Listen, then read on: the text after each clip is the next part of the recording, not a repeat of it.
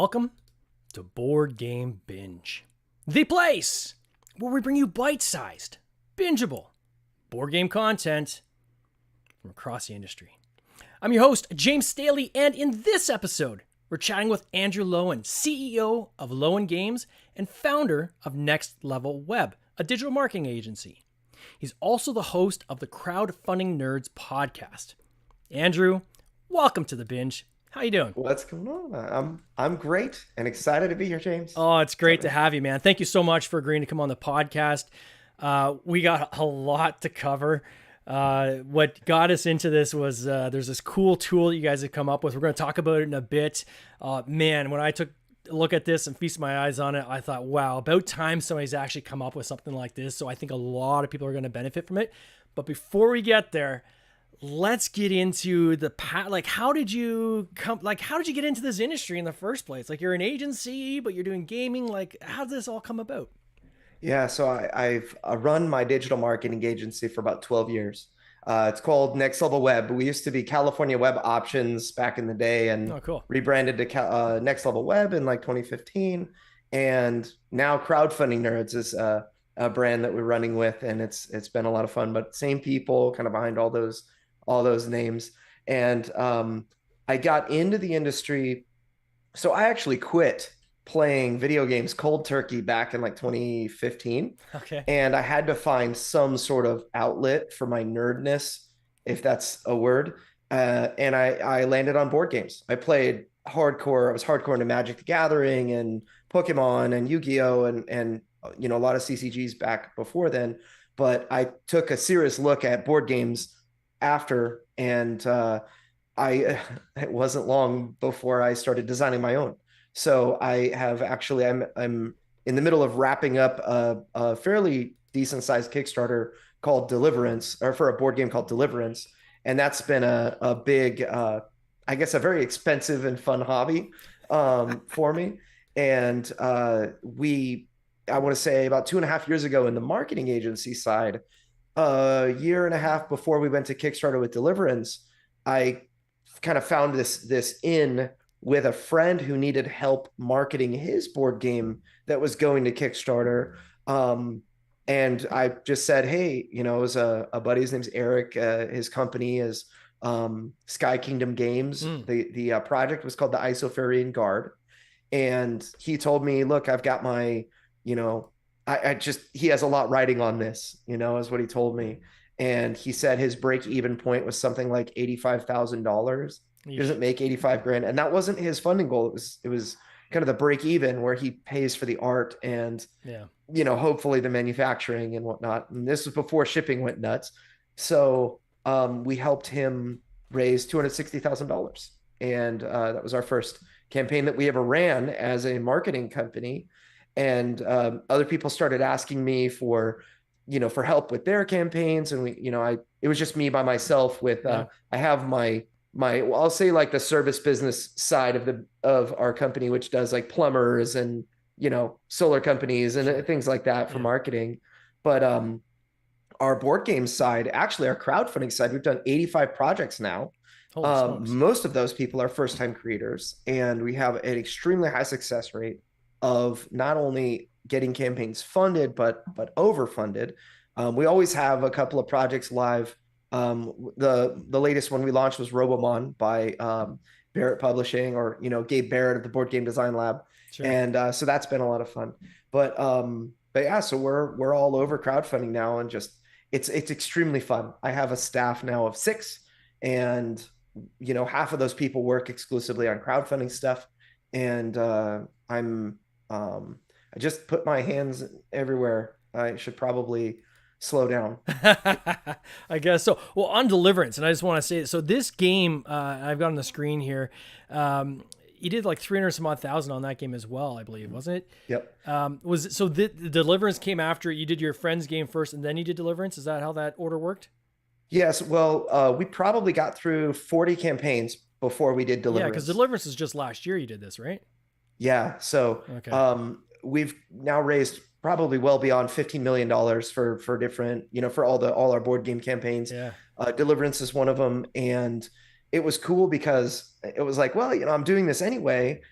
with Deliverance, we took a little bit of a different, I had a different take. And we can get into this later, but like we were kind of talking off air before we started about, what are my criteria for taking on projects and whatnot. And for Deliverance, it was a very different theme, one that had never been really tackled in the way that I was doing it. It's a Christian dungeon crawl board game. Okay. It's like a Christian fantasy dungeon crawl board game. And most of the time, people, when they hear that, they're like, that's a slightly less decent version of an already existing dungeon crawl, because that's what Christian games are. They're just rethemes of existing products, Yeah. And this thing is entirely different and entirely new. Oh, and by the way, they're very preachy. Yeah. So, it's like expect to, not have that much fun, right? That's kind of the when you say Christian game of any kind. Yeah. Did you create so Deliverance, was that your design, like right from scratch all the way through? Yep, that's right. And when did you start the design on that? When did you first say, okay, I got this idea for this dungeon crawler? Yeah. And like, when did that process kind of start, like with prototyping and so forth? Well, so back in 2016, I kind of summer of 2016, I had this idea, and it kind of came from so I read the Bible. There was this particular point in this book, Daniel, in the Old Testament, where it talks about Gabriel, the hey Mary, you got baby Jesus. That Gabriel, the angel, said, I came to you with this message and to this prophet Daniel, but the prince of Persia withstood me for 21 days. And so I was delayed in delivering this message. And it's like, he's like the messenger of God, right? And the prince of Persia is this high level demon. How did that guy get stopped by a demon for 3 weeks? And I just kind of got my mind, going. And I was like, well, what happened? Did they argue? Was it like, what did they do? Yeah. And it just kind of spiraled all out from there. So, so you're playing angels, slaying demons. And at the same time, you kind of have to protect saints, which are in the physical realm around you. Sure. They're kind of drawn to you, and it's your standing order as a guardian angel to protect them. So, but yeah, it's good. And it's very innovative and original as far as the mechanisms and whatnot. And it doesn't apologize for anything. It's kind of makes everybody mad in some way, but it's a very cool game. And back to what I was saying earlier about, I really felt like this, if it was going to be good, if people wanted it, I needed people to jump on board, jump on the email list and that kind of thing without paying for ads.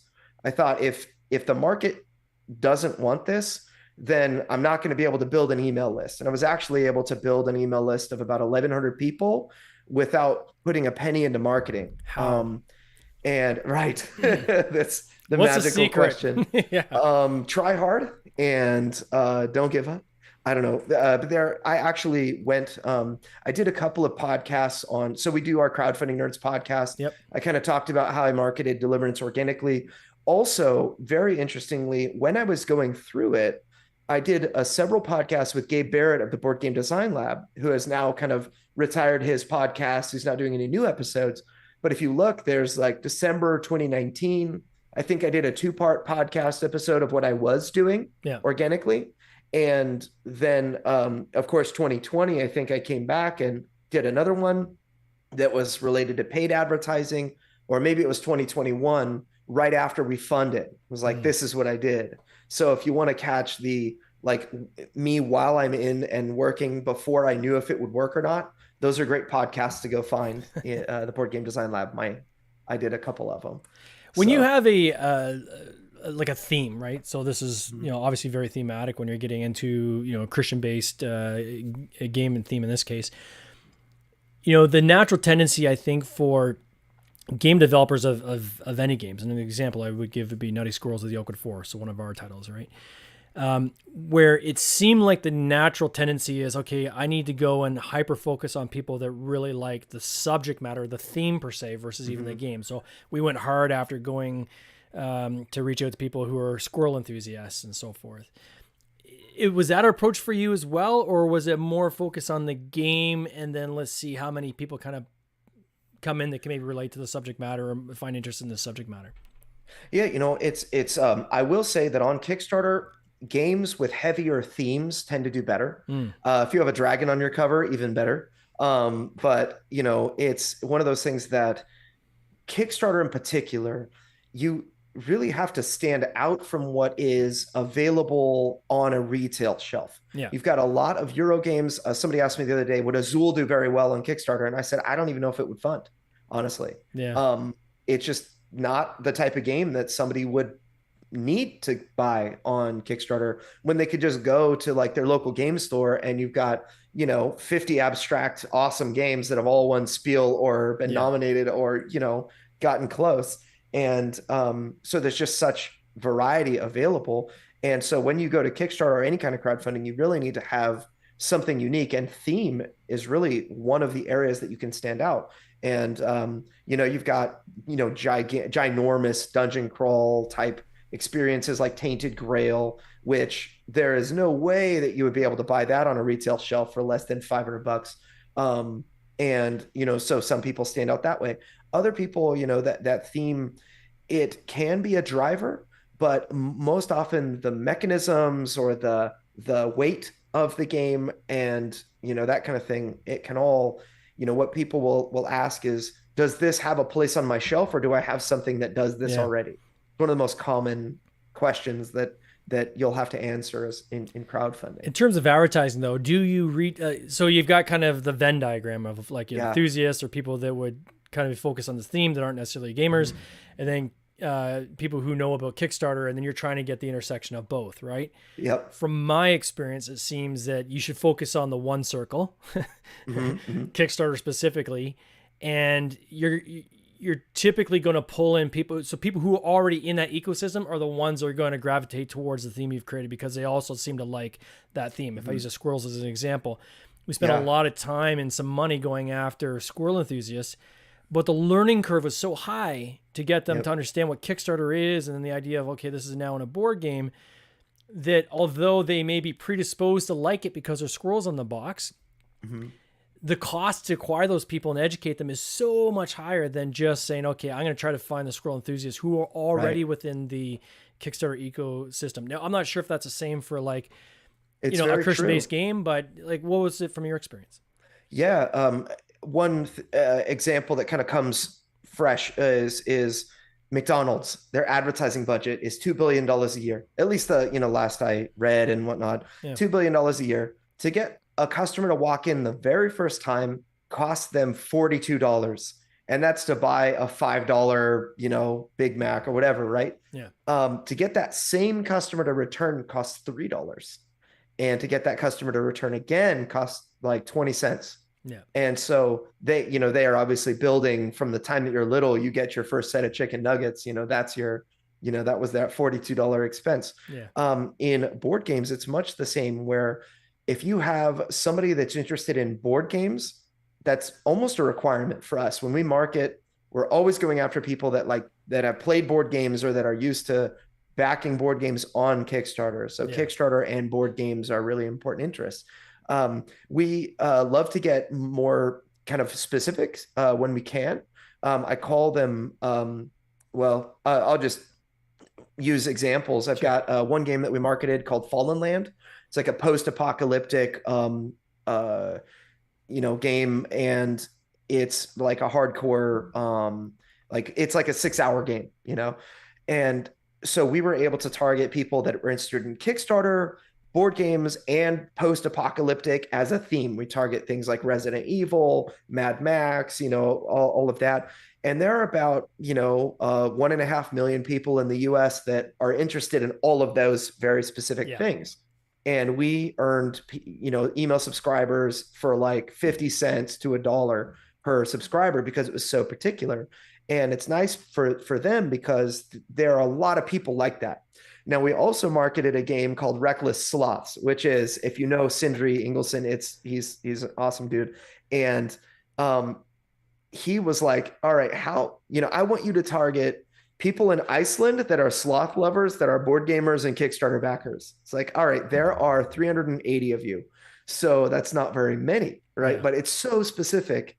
So the people, I'm sure that every single Icelandic sloth fanatic that backed Kickstarter board games also backed this one, right? Yeah. But the well is not very deep, and so you really have to find another way. And so, using Reckless Sloths as an example, it's a silly game, so you can kind of use that as the hook, like the what makes it interesting in an ad. It's not that you're a sloth fanatic, but it's that it's funny. It's sloths being silly and an interesting type of game. So there are a lot of different ways to I'll use maybe it's a negative term, but a lot of ways to spin your theme or the elements of your game that become interesting to people.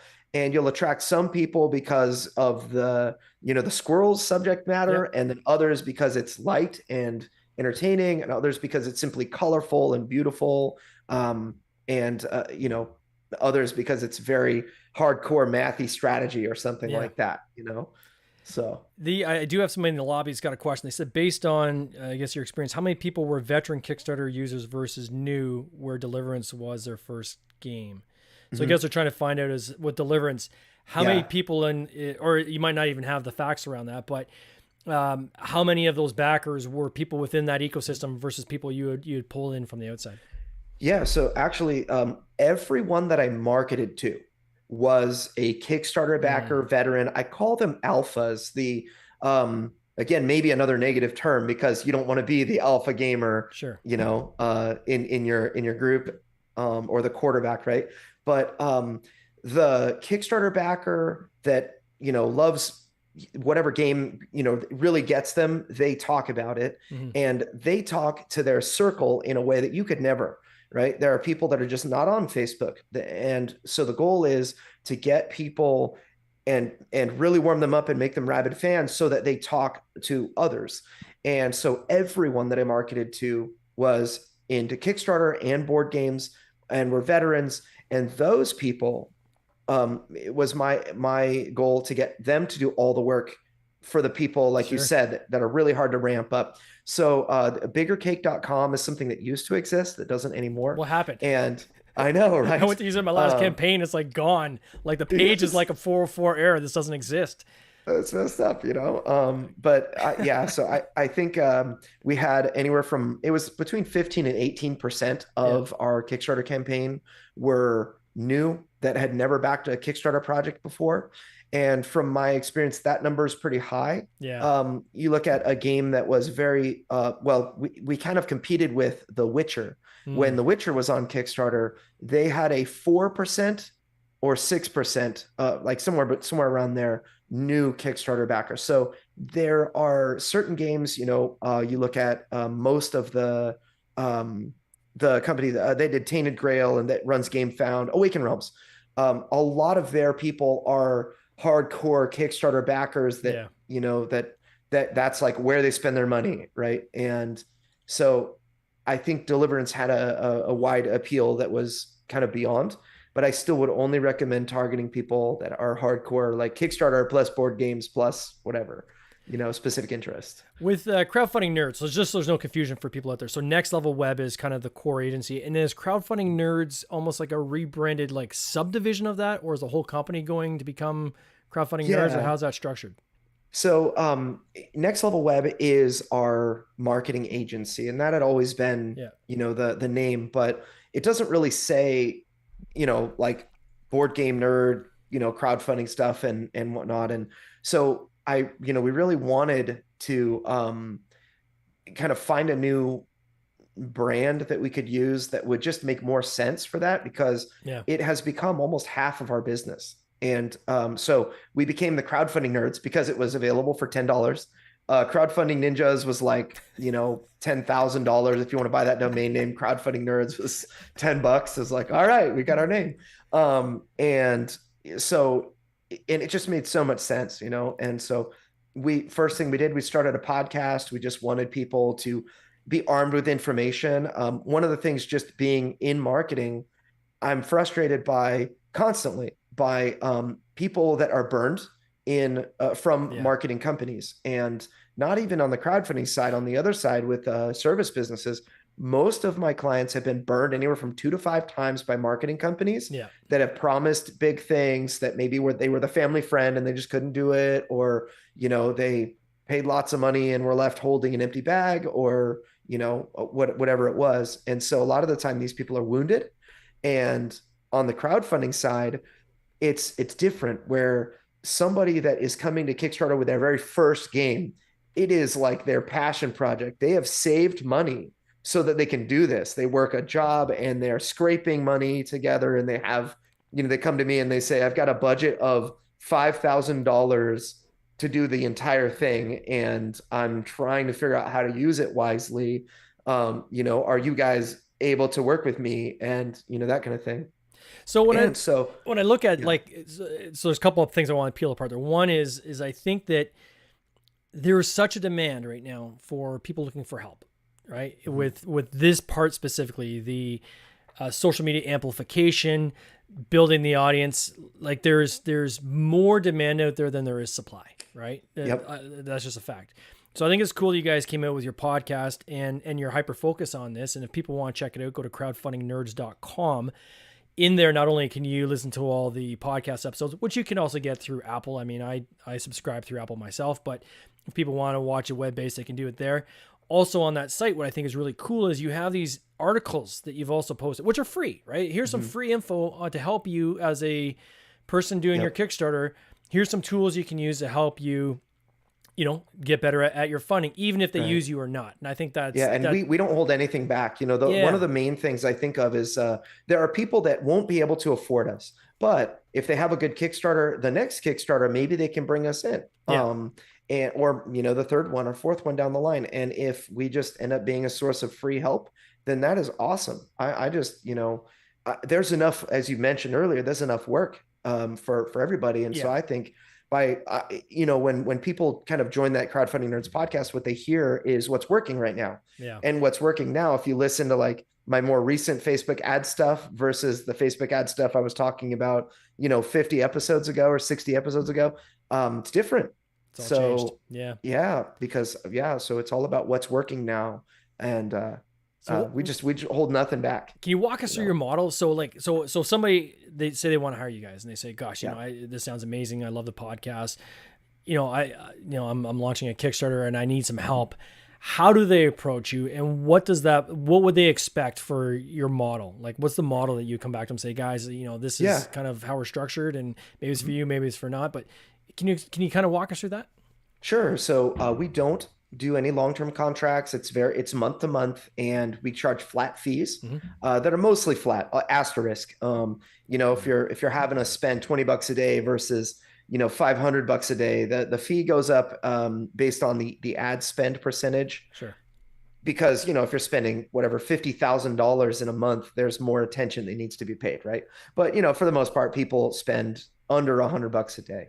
So it's flat fee all the way up to that. So we charge a setup fee, which is we include a landing page and all of the structuring and the development of the ads and everything like that. It's $1,000.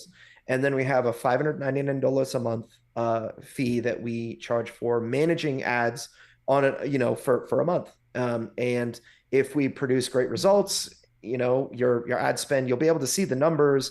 How much does it cost me to get an email subscriber?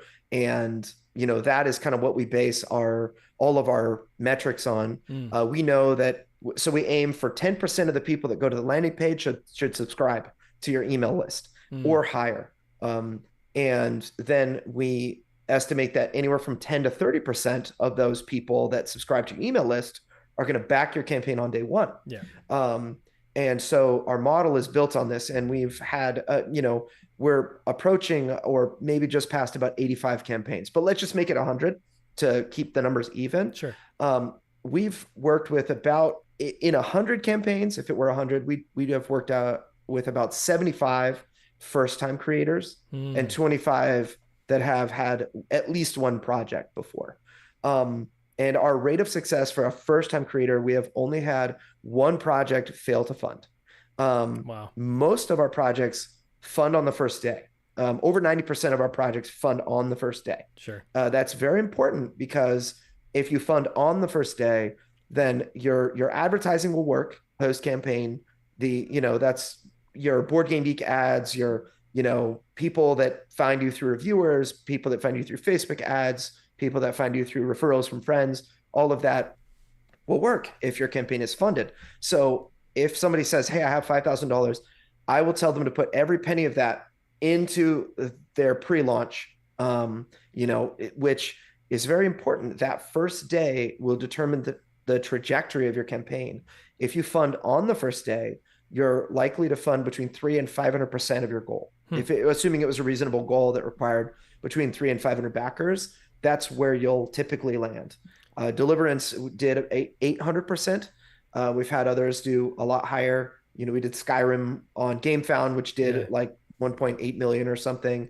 But yeah, for like the normal first time creator, those are kind of all of our benchmarks. And so you want to, the cost per click and CPM and all of the other nerdy stuff, we'll worry about that. But the numbers that matter to you are, it costs you $2 per email.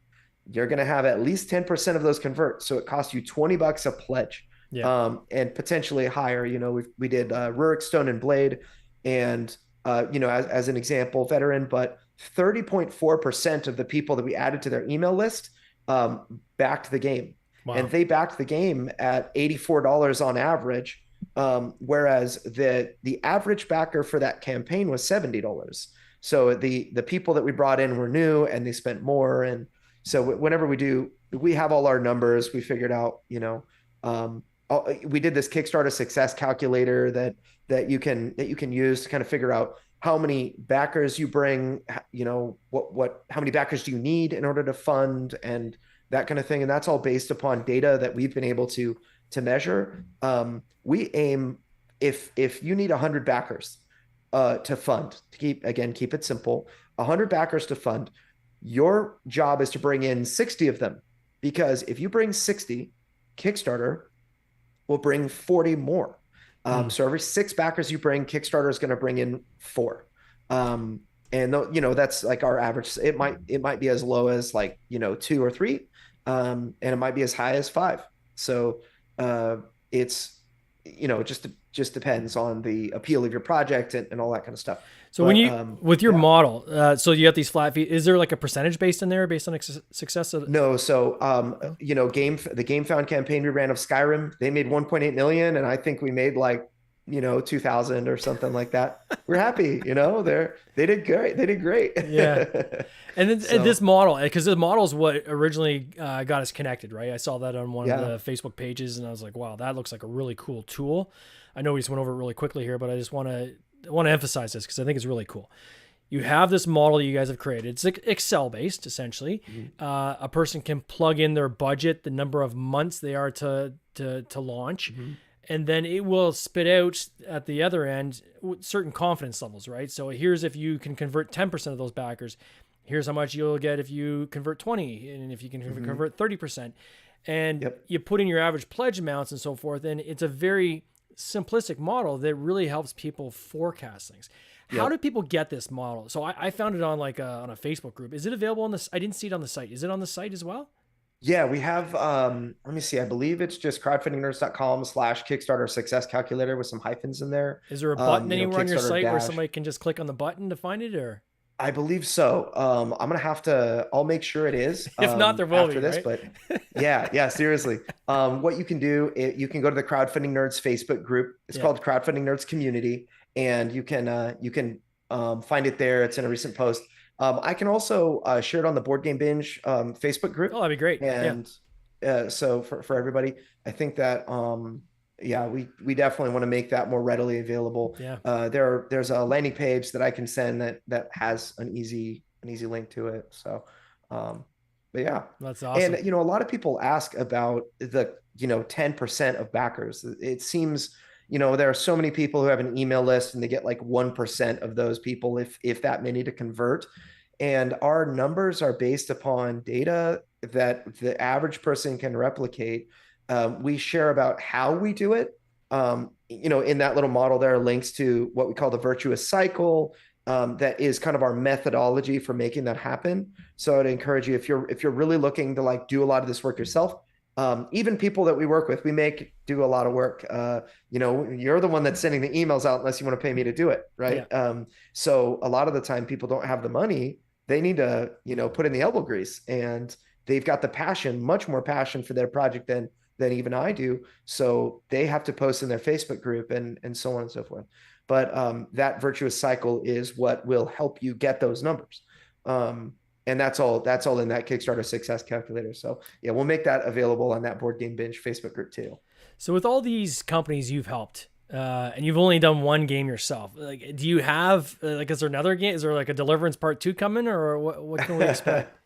So actually, it's the first time I've shared this with anybody, but exclusive on the Board Game Binge. All right, exclusive continue. to Board Game Binge. You're hearing it here first.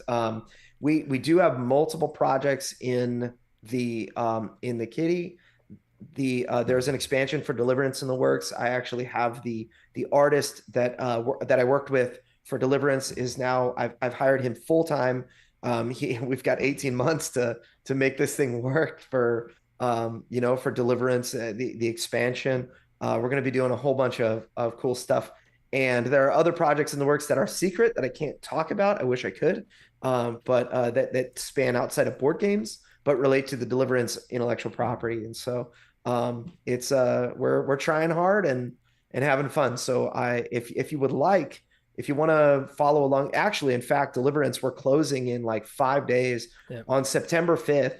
Our pledge manager closes. So if you want to jump in for Deliverance and get it at that, Kickstarter price, you've got a very limited amount of time to do it. And it's at deliverancethegame.com if you wanted to check it out. Sweet. We'll put a link to that in the show notes as well. For people that want to, again, check out crowdfundingnerds.com. We'll put a link in our show notes. As Andrew just graciously said, he'll put a link to the actual calculator. If people want to try that, we'll put that in the Board Game Binge Facebook group. Andrew, this has been an awesome podcast. So much to cover. We definitely got to get you back because we can go a lot deeper on a lot of these subjects. I want to wish you and your team all the best in this coming year.